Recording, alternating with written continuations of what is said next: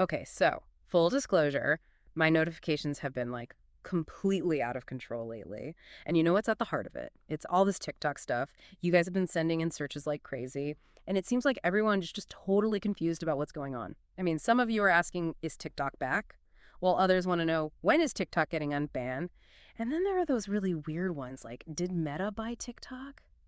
It's a lot. Yeah, it can be pretty overwhelming to keep up with, for sure. I think this whole situation really shows how fast things can change in the tech world. And honestly, it's so easy to get caught up in all the rumors and speculation. Seriously. And speaking of rumors, it seems like a lot of your searches are kind of stuck in the past, Yeah. referencing those ban attempts from back in 2020 and 2023 when Trump was in office, which already makes me think that some of the information out there might be, well, a little outdated. Definitely.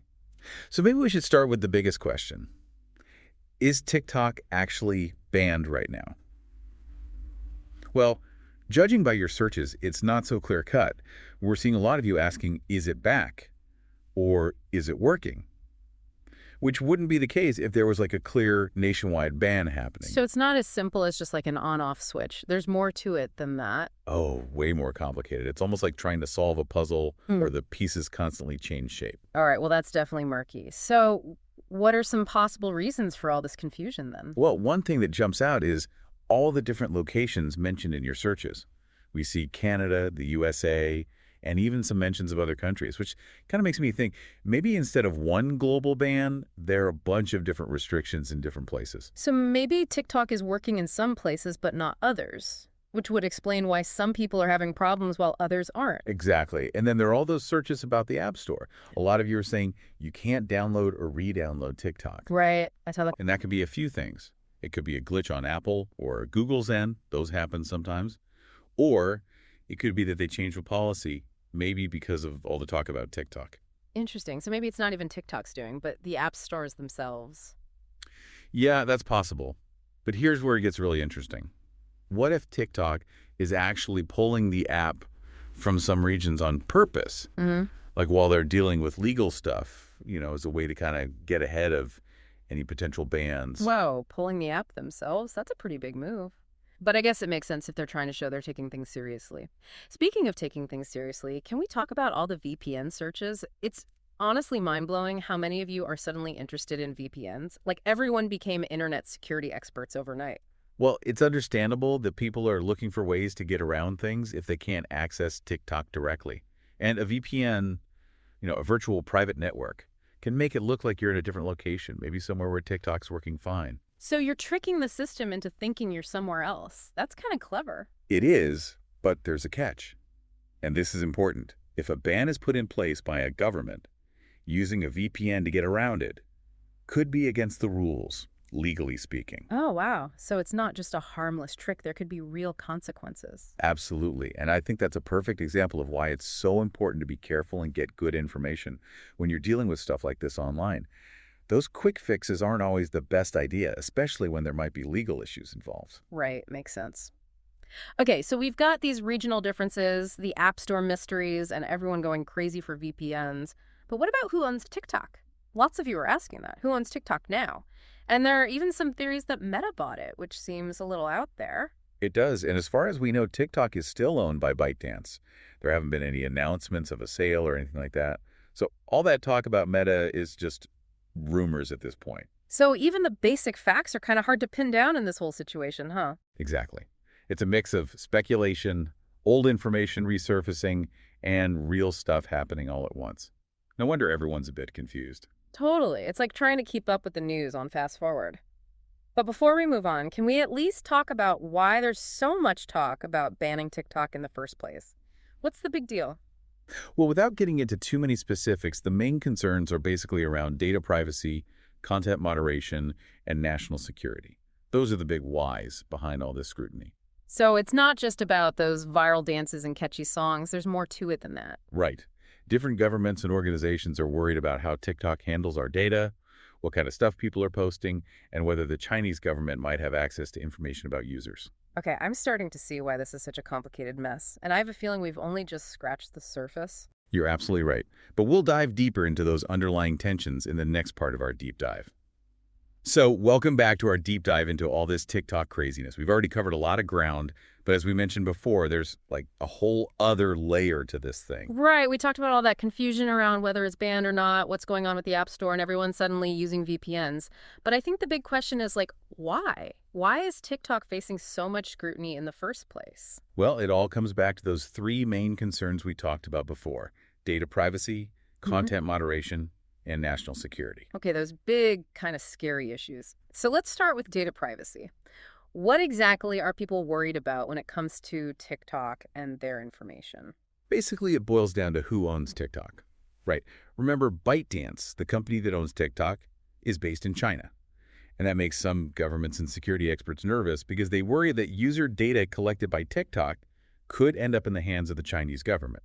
Okay, so you're saying, like, the Chinese government could be getting access to all those silly dance videos and cat memes. I mean, that seems a little far-fetched. Well, it's not really about the content itself. It's more about the kind of information that can be gathered from user data. Things like where you are, what you're looking at online, who's in your contacts, even things like biometric data from those face filters. And all that data, when it's analyzed, can create a pretty detailed picture of someone and their habits. Wow, I hadn't really thought about it like that. It's not just about the funny videos, it's about the potential for, like, misuse of all that personal information. Exactly. And here's where it gets kind of tricky. TikTok keeps saying they don't share user data with the Chinese government. They've been pretty clear about their commitment to user privacy and data security. So they're saying, like, we're playing by the rules, basically. That's their stance. But there have been some reports and investigations that have raised questions about how they handle data and whether there might be vulnerabilities. So how are we supposed to know what to believe? It's like a he said, she said kind of thing. It is, and I think that's why it's so important to, think critically. Don't just take things at face value. Look for evidence. Try to understand different perspectives and ask yourself, like, who benefits from spreading certain stories? That's really good advice, but it's hard to do sometimes. I know, it's not easy.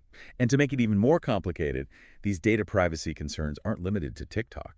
We see it with a lot of social media platforms and tech companies in general. Right. It seems like every other week there's a news story about a data breach or some kind of privacy scandal involving a big tech company. Okay, so when data privacy is kind of a big question mark, what about content moderation? That was another area of concern you mentioned. Yeah, content moderation is basically about deciding what is and isn't allowed on a platform. It's about creating rules and guidelines to try and stop harmful, illegal, or inappropriate content from spreading.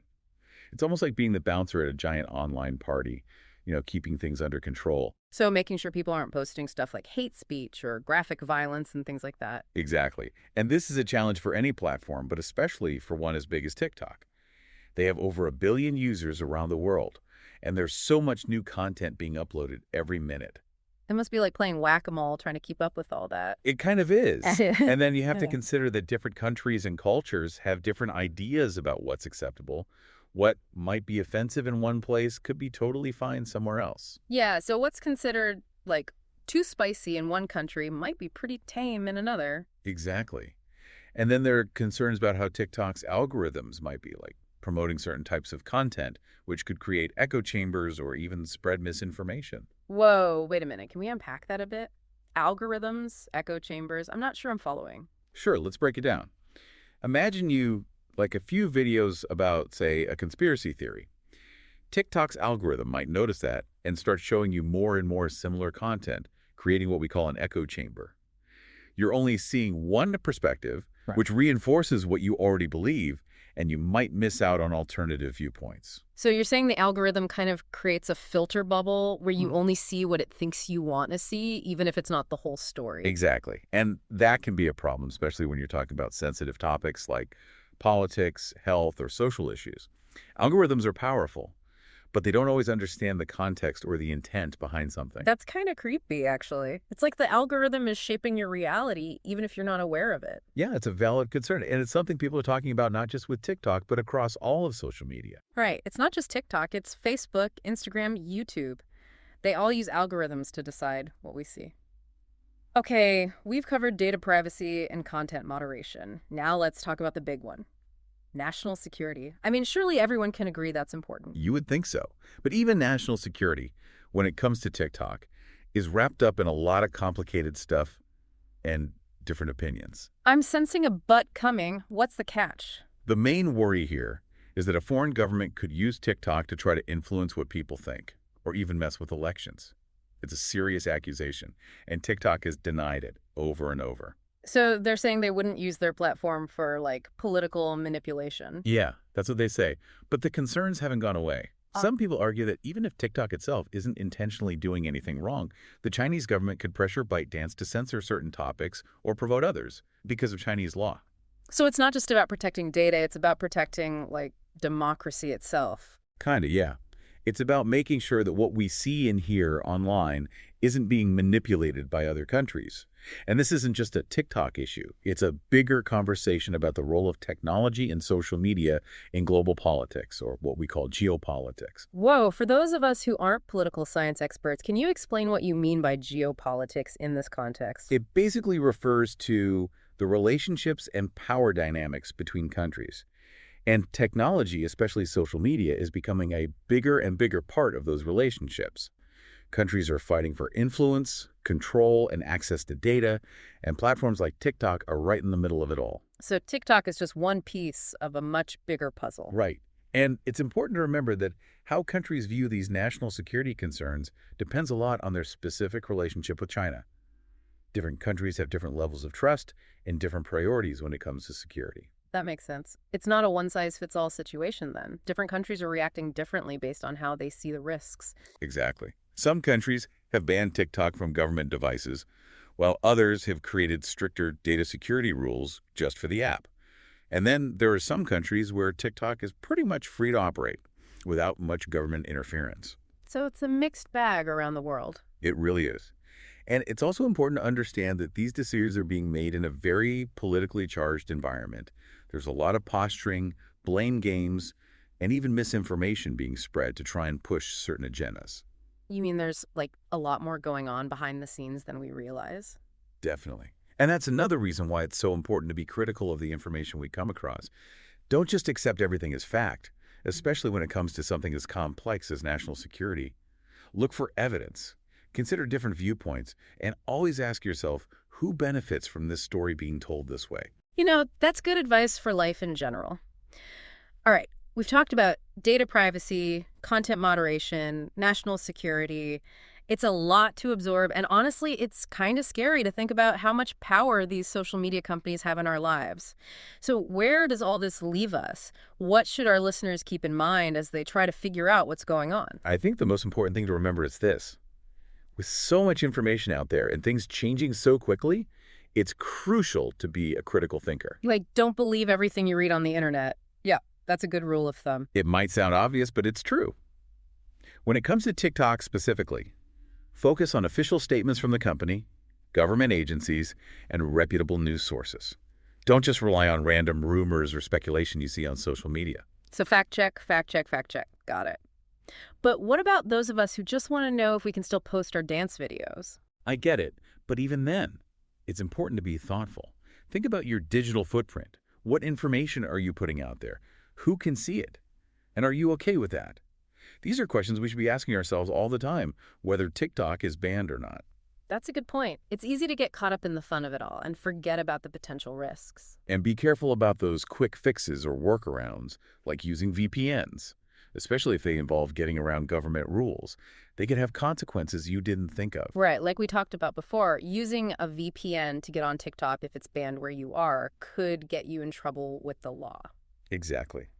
It's always better to be safe than sorry and wait for things to become clearer. So basically, patience is a virtue, especially in the world of tech. Definitely. And things are still developing with TikTok. What we know now might be different tomorrow. So stay informed, keep asking questions, and stay engaged in these conversations about technology, privacy, and our digital future. I love that. It's like homework, but the good kind, where you actually feel like you're learning something. Okay, so we've covered a lot in this deep dive. All the confusion about the timeline, what's up with the App Store, the VPN craze, who owns TikTok, and all those bigger concerns about data privacy, content moderation, and national security. It's been a wild ride. But before we wrap up, we want to hear from you, our listeners.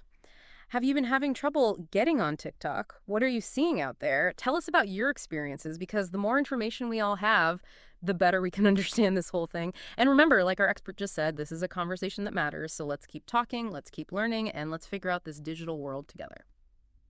Okay, so here we are back for the final part of our deep dive into, well, all things TikTok. And I gotta say, it's been a journey. It really has. We started off trying to untangle all that confusion about timelines and the App Store and VPNs, and then we got into those bigger, more serious issues around data privacy, what content is allowed on the platform, and even national security. It's a lot. It is. And honestly, what's really sticking with me is how this whole TikTok situation kind of feels like a mini version of all the challenges we face online these days. I think you're right. It's like TikTok is forcing us to look at all our anxieties about technology, privacy, who controls what we see, and how the world is changing in terms of power. Yeah, it makes you think about some really tough questions like who do we trust, how do we know what's true, and how much control do we actually have over our digital lives? Exactly. And there aren't any simple answers, which is why I think these deep dives are so important. It's all about asking the right questions, even if the answers are hard to find or constantly changing. I agree. So, as we wrap up, what are some key things our listeners should remember as they try to make sense of all this, especially with technology changing so fast? Well, I think the most important thing is to remember just how crucial it is to be a critical thinker, especially now when we're bombarded with information all the time. Don't just take things at face value. Especially with something like TikTok, where, let's be real, the rumors and speculation are just out of control. Exactly. Seek out reliable sources, like official statements, government agencies, or reputable news outlets. Look for evidence, and don't fall for those clickbaity headlines or claims that sound too good to be true. So basically, channel your inner Sherlock Holmes. Question everything. Exactly. And remember that everything you do online leaves a trace. Think about what you're sharing, who can see it, and what that might mean down the line. Think before you post, even if it's just a silly dance video or something. That's good advice for, well, pretty much anything you do online, not just TikTok. You're absolutely right. And last but not least, be patient.